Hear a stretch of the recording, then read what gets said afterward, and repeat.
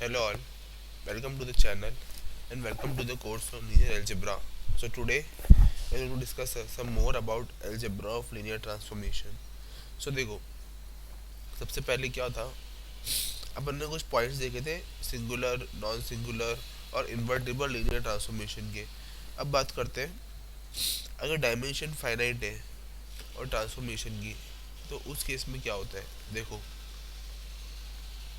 v over f से w over f को transformation है और जो डायमेंशन है v ओवर f की वो n है such that it is finite, right. So देखो, then the following are equivalent.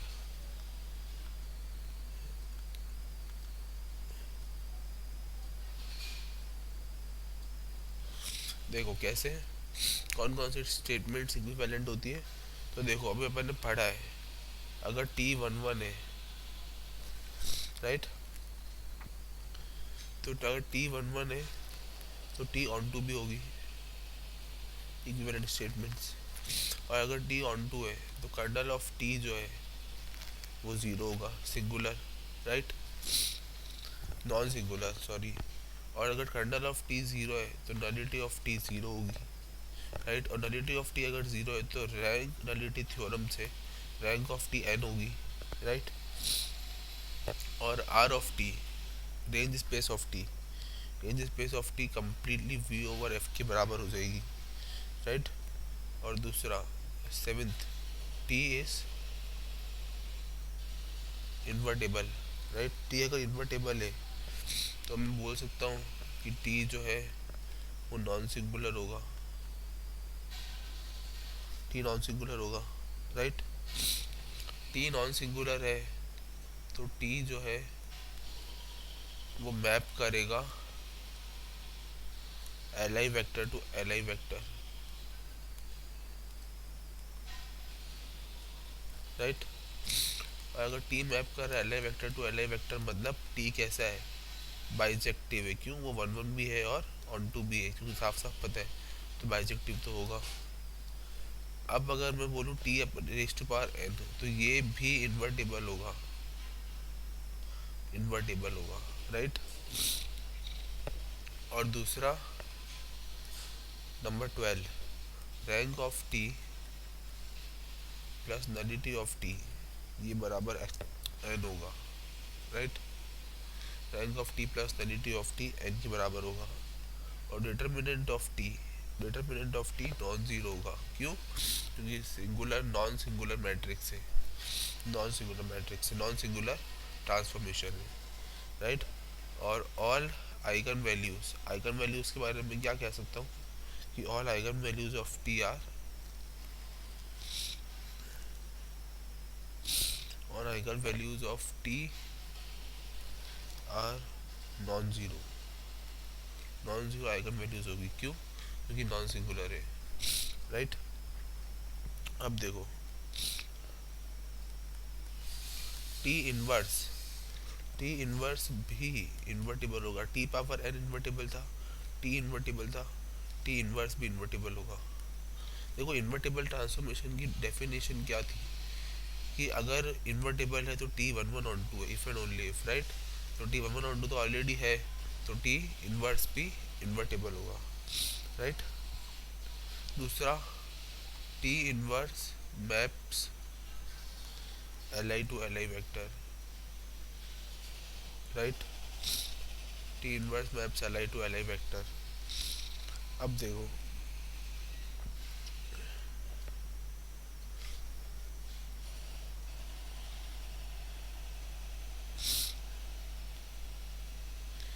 T maps, T maps basis to basis, basis to basis, where basis is not unique,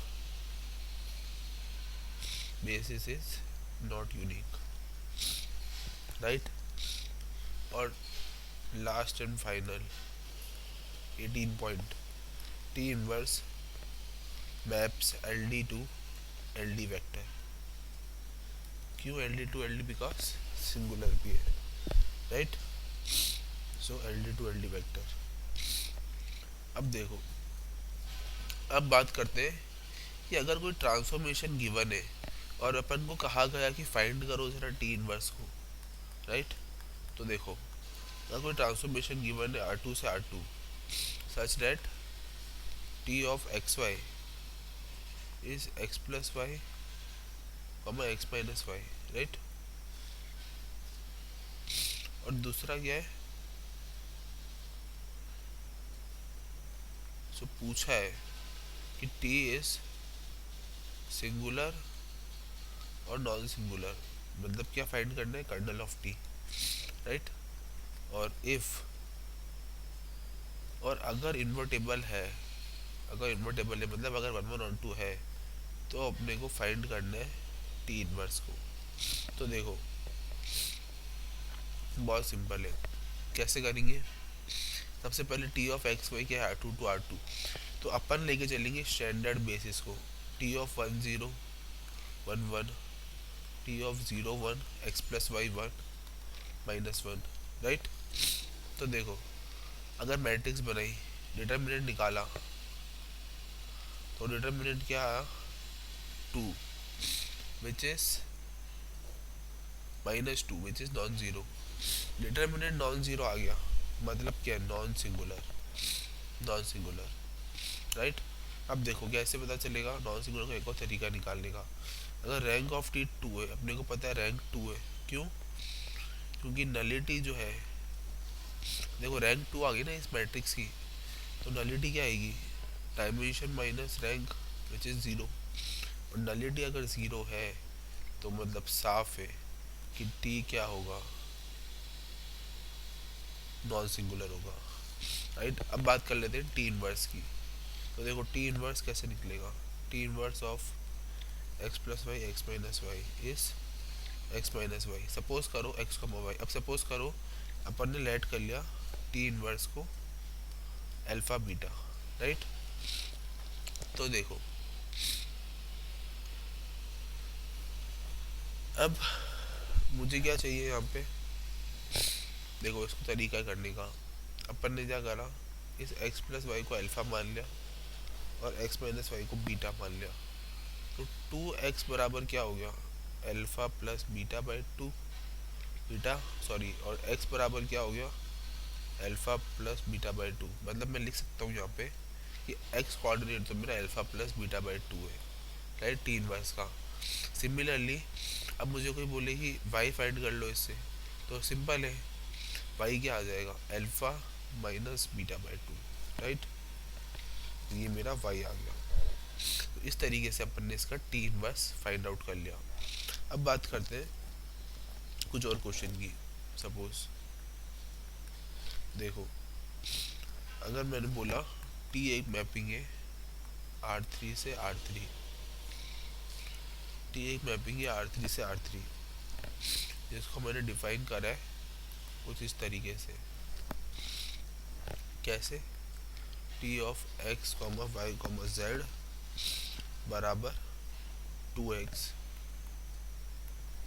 comma 4x minus y comma 2x plus 3y minus z. अपने को find करना है T inverse, right. अब देखो T inverse कैसे find out होगा, देखो मुझे निकालना है T inverse of 2x comma 4x minus y comma 2x plus 3y minus z इस बराबर x comma y comma z, right. तो अब देखो, अब मैं क्या करूँगा, मैं सिंपली टी इनवर्स को लेट कर लूँगा अल्फा बीटा गामा। अब देखो मैं स्टार्ट करूँगा सबसे पहले x से। तो देखो x क्या है मेरा, 2x बराबर अल्फा, तो x बराबर अल्फा बाई 2, अल्फा बाई 2 आया। अब मेरा क्या है 4x माइनस वाई, तो देखो ध्यान से 4x माइनस वाई मतलब 4 into alpha by 2 minus y बराबर बीटा, राइट। सो मेरा ये कितना हो गया, 2 अल्फा माइनस बीटा बराबर वाई, तो मेरा वाई कितना आ गया, 2 अल्फा माइनस बीटा, राइट। अब देखो z की बात कर लेते हैं। तो देखो z क्या है मेरा, 2x plus 3y minus Z बराबर मेरा गामा है, राइट। सो मेरा 2x मतलब alpha plus 3 times of 2 alpha minus beta minus gamma बराबर जेड, मतलब alpha plus 6 alpha minus beta 3 beta minus gamma बराबर जेड, राइट। तो देखो मेरे पास क्या आया, 7 alpha minus 3 beta minus gamma बराबर जेड। तो जेड की वैल्यू क्या आ गई, 7 alpha minus 3 beta minus gamma. तो ये मेरा टी इनवर्स हो गया कम्प्लीटली, टी इनवर्स।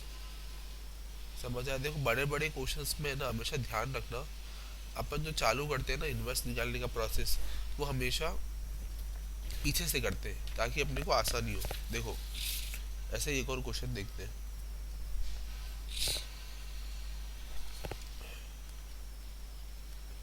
देखो अगर मैंने टी लिया है सपोज R3 से R3, जिसको मैंने डिफाइन करा है कुछ इस तरीके से, T of x comma y comma z बराबर x minus 3y minus 2z comma y minus 4z comma z. देखो अब अपने पास क्या है, डिपेंडिंग अपॉन द ट्रांसफॉर्मेशन अपने को टी इनवर्स फाइंड आउट करना है। तो देखो मैंने टी इनवर्स को लेट कर लिया अल्फा बीटा और गामा। अब देखो गामा जेड है, साफ साफ दिख रहा है। तो मैं क्या करूँगा, जेड की जगह पे गामा लिख दूंगा। मैंने गामा लिख दिया, ठीक है। अब देखो y माइनस 4z, तो अब देखो ध्यान से, y माइनस 4z बराबर बीटा, मतलब y बराबर बीटा प्लस 4z, मतलब बीटा प्लस 4 गामा। तो मेरा बीटा प्लस 4 गामा जो है वो y हो गया, ठीक है। y माइनस 4z, ठीक है, मेरा y आ गया, राइट। और अब देखो x minus 3y minus 2z, जब इसको सॉल्व करेंगे ना तो ये आएगा अल्फा प्लस 3 बीटा प्लस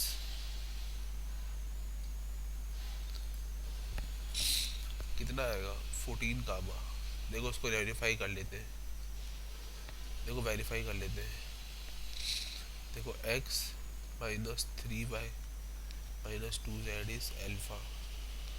अब देखो ये x बराबर alpha plus 3y minus plus 2z, alpha plus 3 times of, देखो y की वैल्यू बीटा प्लस 4 गामा थी, प्लस 2 गामा, राइट। सो ये कितना हो गया, alpha plus 3 beta plus 12 gamma plus 2 gamma 14 gamma, right. So अपना आंसर क्या आ गया, alpha plus 3 beta plus 14 gamma comma beta plus 4 gamma comma gamma. ये मेरा टी इनवर्स आ गया, राइट। सो इस तरीके से अपने टी इनवर्स को देखा। अब देखो अब बात करते हैं एक होल न्यू टॉपिक की।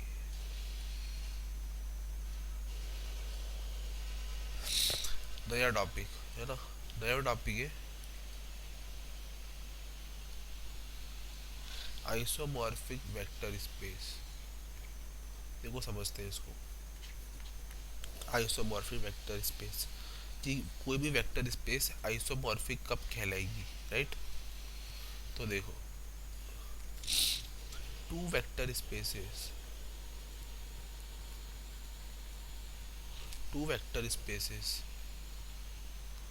v over f and w over f are said to be isomorphic, are said to be isomorphic denoted by, देखो उसको डिनोट किस तरह करते हैं, डिनोट करते हैं इसको कुछ इस तरीके से, right, sorry,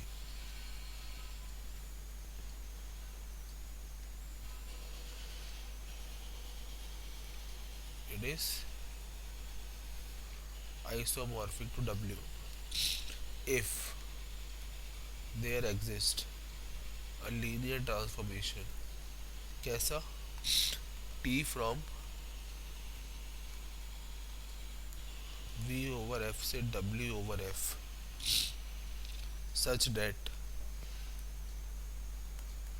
T is 1 1 and on 2 दोनों, मतलब क्या है कि कोई भी वेक्टर स्पेस आइसोमॉर्फिक तब कहलाएगी जब एक लीनियर ट्रांसफॉर्मेशन एग्जिस्ट करे T from V over F to W over F such that जो टी है वो 1 1 भी हो और ऑन टू भी हो, right.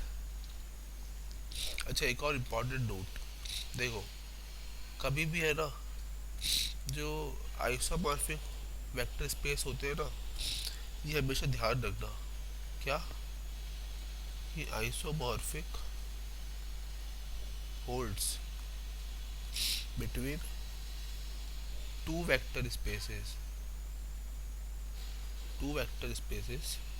over the same field, same field के ऊपर जो वेक्टर स्पेसेस पे डिफाइन हो ना ट्रांसफॉर्मेशन, वही आइसोमॉर्फिक होते हैं। तो आइसोमॉर्फिसिटी तभी होल्ड होगी जब, और जब दोनों सेम फील्ड के ऊपर डिफाइन होंगे। जैसे R2/R अगर लिया है तो सामने भी R3/R ही होना चाहिए, या फिर R2/R, पर हमेशा R होना चाहिए, मतलब सेम फील्ड होनी चाहिए, जो डोमेन में है वही को डोमेन में होनी चाहिए, राइट।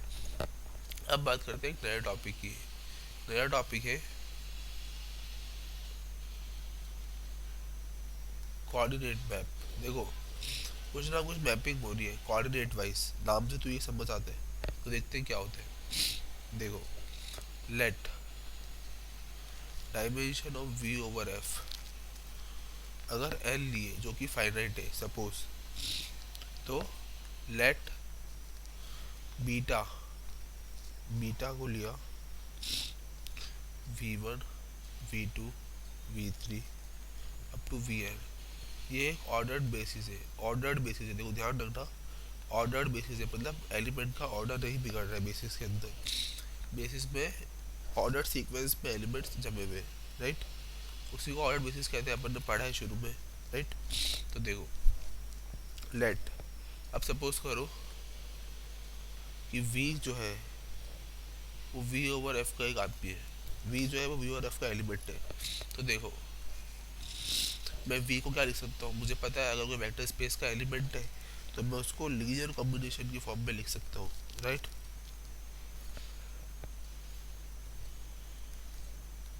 लीनियर कॉम्बिनेशन की फॉर्म में लिख सकता हूँ सच दैट, और अल्फा ही belonging to the field F.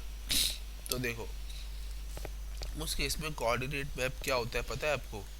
देखो कोऑर्डिनेट जो होता है ना, coordinate of vector V right respect to basis, ये हमेशा बेसिस के रेस्पेक्ट पे निकलता है। देखो इसको लिखने का तरीका, अगर बेसिस बीटा है तो मैं इसको कुछ ऐसे लिखूंगा, वी का कोऑर्डिनेट मैप है, बेसिस बीटा है उसको हमेशा नीचे लिखेंगे, और वो होगा बराबर सारे स्केलर्स के कॉलम मैट्रिक्स के फॉर्म के, राइट। और ये बिलोंग कर रहा है एफ ओवर एन से। अब देखो, अब हम बात करते हैं कोऑर्डिनेट मैप निकालने की बारी, निकालने के बारे में, राइट। तो देखो कैसे, नंबर 1, देखो सपोज वेक्टर स्पेस है R2/R, और मैंने बीटा ले लिया, मुझे पता है वेक्टर स्पेस अगर R2/R है तो मेरा बीटा क्या होगा 1 0 0 1 स्टैंडर्ड बेसिस बीटा, राइट। तो देखो कोऑर्डिनेट मैप क्या होगा 1,2 बीटा विच इज 1,2। देखो मतलब क्या है कि अगर मैं 1,2 को स्केलर्स में लिखूंगा, स्केलर्स लेके चलूँगा, तो मैं पूरे के पूरे वेक्टर को 1,2 की फॉर्म में रिप्रेजेंट कर सकता हूँ। अब देखो इस तरीके से अगर सपोज मैंने लिया M2/R, मतलब 2 क्रॉस 2 ऑर्डर की मैट्रिक्स, राइट। तो उस केस में मेरा बीटा क्या बनेगा, देखो ध्यान से, मेरा बीटा बनेगा 1000, राइट, 0100, 0010 और 0001, राइट। ये मेरा बीटा बनेगा। तो देखो इस केस में अगर मुझे कोई पूछे कि यार बताओ तो जरा कोऑर्डिनेट मैप क्या होगा, राइट। तो देखो कोऑर्डिनेट मैप जो होगा ना वो होगा 1 2 3 4, ये मेरी मैट्रिक्स है, वी वेक्टर है, और वेक्टर के बीटा बेसिस के तहत इसका कोऑर्डिनेट मैप हो जाएगा कॉलम वेक्टर ऑफ 1 2 3 4, राइट। देखो समझ आया। सो ये था कोऑर्डिनेट मैप। अब बात करते हैं एक और एग्जांपल की। सपोज अब कोई पूछे यार ये स्टैंडर्ड बेसिस तो अपन ने ले ली, पर क्या coordinate map without standard basis भी निकल सकता है? तो मैं कहूँगा बिल्कुल निकल सकता है। कैसे निकल सकता है वो देखो,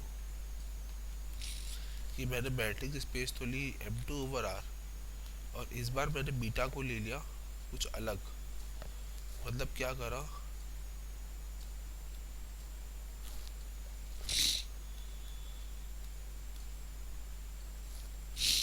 0060, देखो, और इधर ले लिया 0002। समझ में आया? मैंने क्या करा, मैंने इस बार दो एलिमेंट के बेसिस को दो एलिमेंट बेसिस के अंदर चेंज कर दिए। इसीलिए अब कोई मुझसे पूछे यार जरा मुझे कोऑर्डिनेट मैप तो बताओ 1 2 3 4 का बेसिस बीटा पे, राइट। तो उस केस में देखो कोऑर्डिनेट मैप कैसे निकलेगा, 1 2, देखो फर्स्ट दो एलिमेंट तो सेम है 1 2, राइट। अब देखो 3 है और इधर 6 है, तो 6 3/6, राइट, मतलब 1.5। और इधर 4 है और इधर 2 है, तो 4/2 विच is 2, right. So coordinate map मेरा बन गया 1 2 ½ 2, राइट। अब चलो, अब ये तो बात हुई मैट्रिक्स की। अब कोई धुरंधर पूछ ले सपोज कि यार पॉलिनोमियल का कोऑर्डिनेट मैप कैसे निकालेंगे। अगर कोई पॉलिनोमियल वेक्टर स्पेस ले किसी ने और उसका अगर कोऑर्डिनेट मैप निकालना है, तो देखो अगर P/R 3P3 है 1/x² x³ n+1 डायमेंशन होगी, राइट। सो 4 एलिमेंट्स होंगे। अब देखो कोई मुझसे पूछे यार इन 4 डायमेंशंस का कोऑर्डिनेट मैप निकालो, 3x + 4x³ 3x²